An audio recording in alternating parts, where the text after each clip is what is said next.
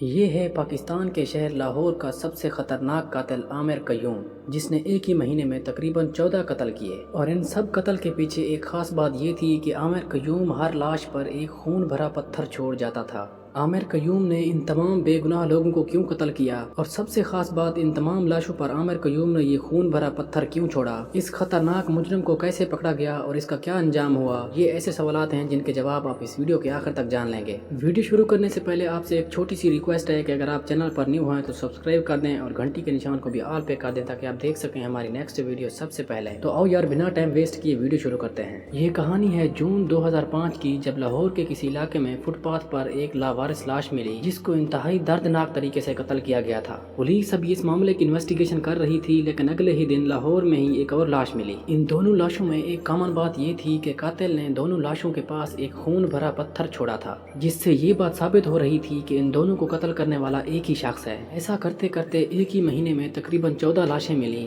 اور ان سب کے قاتل کا کچھ بھی پتہ نہیں تھا۔ حیران کن طور پر ان تمام لاشوں کے پاس خون سے بھرا ہوا ایک پتھر ملتا تھا۔ پولیس اب یہ بات جان چکی تھی کہ ان سب کو مارنے والا ایک ہی آدمی ہے، لیکن کیوں اور کس نے قتل کیا یہ بات جاننا ابھی ممکن نہیں تھا، کیونکہ ان تمام مرنے والے انسانوں کے وارث کا بھی کسی کو پتہ نہیں تھا جن سے تحقیق کر کے یہ پتہ چلتا کہ آخر ان مرنے والوں کی کس سے اتنی دشمنی تھی جس نے اتنا بے دردی سے ان کا قتل کیا۔ آخرکار بہت زیادہ تحقیق کے بعد 14 میں سے صرف 2 لاشوں کے ورثاء کا پتہ چلا۔ ان 2 لاشوں کے ورثاء سے تحقیق کرنے کے بعد یہ پتہ چلا کہ عامر قیوم نے جن جن بندوں کو مارا وہ سارے کے سارے بے گناہ تھے۔ پتہ چلا کہ عامر قیوم نے صرف فٹ پاتھ پر رہنے والے لاوارثوں اور بھکاریوں کا ہی قتل کیا۔ اب اس چیز نے پولیس کو مزید الجھا دیا کہ آخر فٹ پاتھ پر رہنے والے بھکاریوں کی کسی سے کیا دشمنی ہو سکتی ہے۔ کرتے کرتے 20 دن گزر گئے، لیکن اس قاتل کو پکڑنا تو دور، اس کو قتل کرنے سے بھی نہیں روکا جا سکا۔ یعنی پولیس جب ان تمام لاشوں کی تحقیق کر رہی تھی تو اسی دوران قاتل نے تقریباً 4 مزید بندوں کو مار ڈالا۔ اس قاتل کی دہشت اتنا بڑھ چکی تھی کہ لوگوں نے اس کے ڈر سے فٹ پاتھ پر سونا چھوڑ دیا،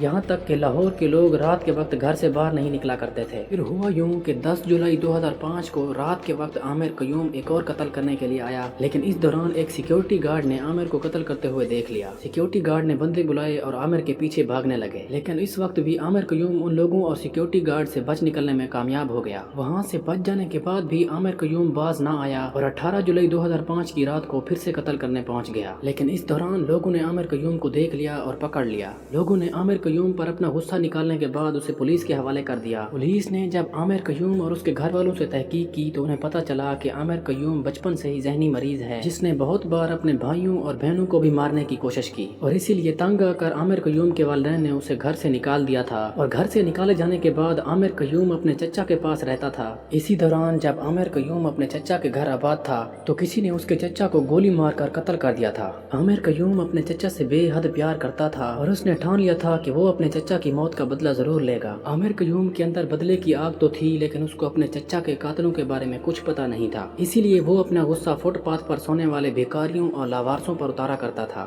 پکڑے جانے کے بعد پولیس نے جب اس سے تحقیق کی کہ تم کسی اور ویپنز کے بجائے پتھر کیوں استعمال کرتے تھے، تو عامر قیوم نے کہا کہ جب ہتھیار سڑک پر پڑے ہوں تو ان سب پر پیسہ خرچ کرنے کی کیا ضرورت، اسی لیے میں پتھروں سے ان کے سر پر وار کرتا تھا اور مارنے کے بعد وہ پتھر ان کی لاش پر چھوڑ کر بھاگ جاتا تھا۔ عدالت نے اسے مئی 2006 کو پھانسی کی سزا سنائی اور اگلے دن اسے پھانسی دے دی گئی۔ اس طرح عامر قیوم اور اس کے تمام گناہوں کا اختتام ہوا۔ تو ناظرین، یہ تھی ہماری آج کی ویڈیو۔ امید ہے آپ لوگ بھرپور لائک اور آگے شیئر بھی کریں گے۔